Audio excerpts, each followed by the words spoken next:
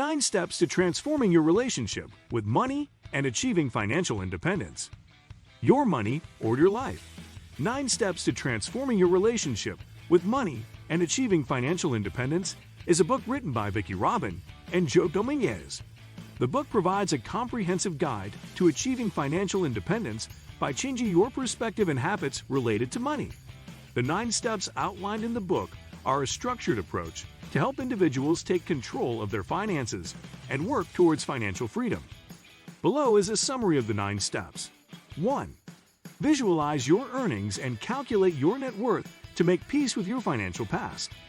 If you're like most people, you have no idea how much money has passed through your hands over the years.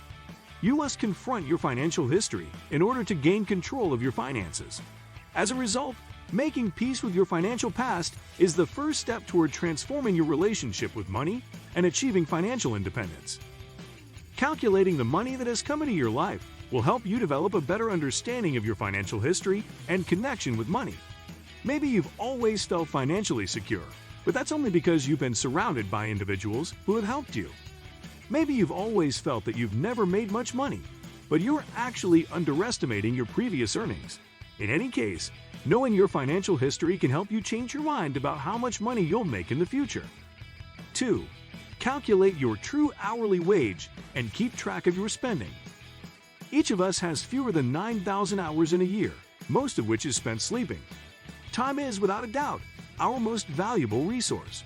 As a result, when you get up in the morning and go to work, you're offering more than simply your time in exchange for a wage. You're putting your life's energy into it. To put it another way, when you spend money, you are effectively exchanging your life force. If you want to change your money relationship, you'll need to question your assumptions about how much you earn and spend. That way, you may focus your life energy on the things that matter most to you. The program's second stage is to get in touch with your current position by determining your real hourly wage and keeping track of your finances. 3. Make a list of your monthly expenses and categorize them. Now that you've gathered information on your financial history and actual hourly salary, it's time to take the first steps toward making some adjustments. But don't worry, you won't be required to create a budget. While the budget might be a valuable planning tool, it does not allow for much complexity. What else can you do if a budget isn't an option? It's simple. You must be aware how you spend your money. The third step is to break down your monthly spending into categories. Organize your spending in the most logical method for you. 4. Examine how much money was spent in each of your subcategories. Take a moment to write in a journal about what you would do if you didn't have to work. What did you want to be when you were a kid? What would you do if you just had one more year on this planet? Have you always wanted to write a book, but now make a livelihood in copywriting? Remember, there is no such thing as an impossible dream, and you'll be well on your way to achieving it by making simple changes to your spending. That brings us to the program's fourth step, assessing your spending by asking yourself 3 questions. 5. To keep track of your progress, make a wall chart. Congratulations! You've reached the halfway point in your journey to financial independence. However, if you've ever followed a program before, you'll know that staying on track is a significant difficulty.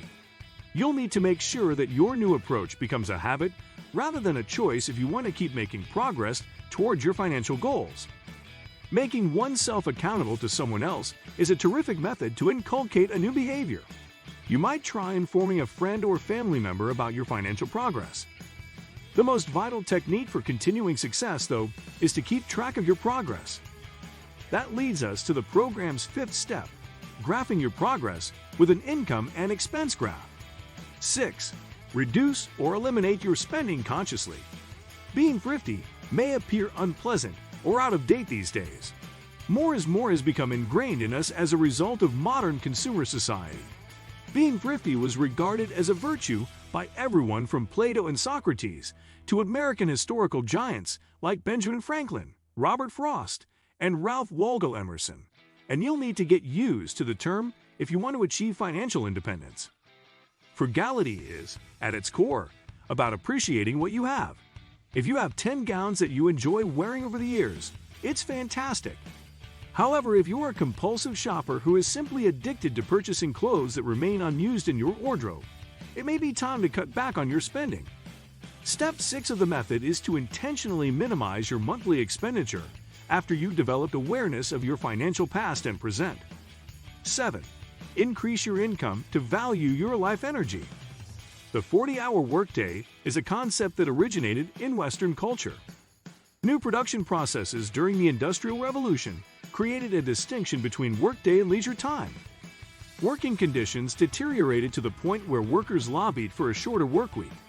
Instead of being viewed as a time to relax, leisure has evolved into a time to learn how to be a more effective worker. Free time became connected with unemployment during the Great Depression.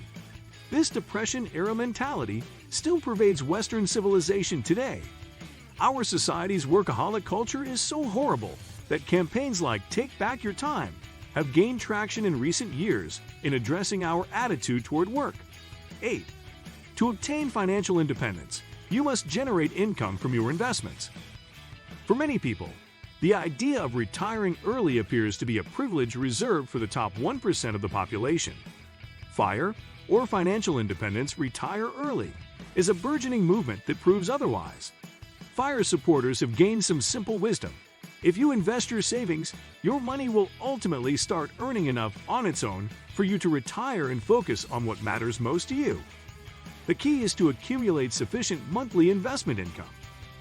Unlike the income you get from your employment, your monthly investment income is the money you make from your money.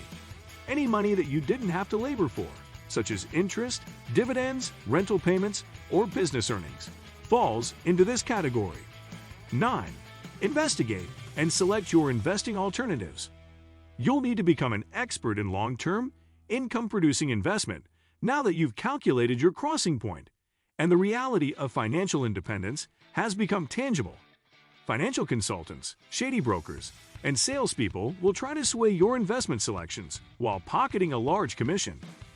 By empowering yourself to make your own investment decisions, you may avoid paying excessive fees to such middlemen. Rent for real estate or royalties from intellectual property, franchises, or natural resources could be part of your investment income. You could profit from an investment by selling it for a higher price than you paid for it. However, by investing in bonds, mutual funds, or the stock market, you'll most likely be able to earn interest or dividends. Don't forget to like, subscribe, and hit the notification bell for more content like this.